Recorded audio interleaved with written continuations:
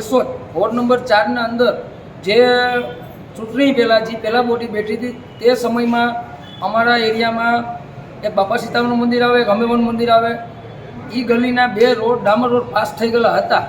છતાં પાણીની લાઈન નાખવા બાબતમાં એ લોકોએ રોડ કેન્સલ કરીને પાણીની લાઈન નાખી.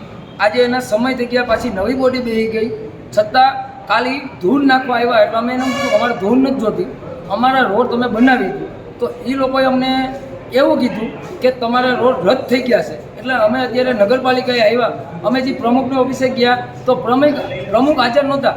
પ્રમુખની ખુરશી હારે વાત કરી, અમે પ્રમુખની ખુરશી હારે વાત કરી ને પ્રમુખના નગરપાલિકાના સદસ્ય હતા એ અંદર પ્રમુખની સીટમાં બેઠા હતા. ખુરશી આખી ખાલી હતી, પ્રમુખ તો હાજર હતા જ. પછી અમારે જે લેખિતમાં દેવાનું હતું વિઠાણીભાઈને અમે લેખિતમાં આપ્યું છે.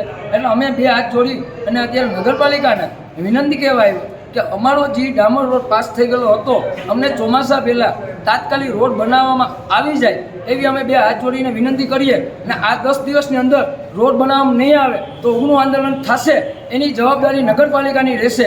આ અમે અત્યારે બાહેંધી આપીએ છીએ. ઠીક છે. જય હિન્દ, જય ભારત.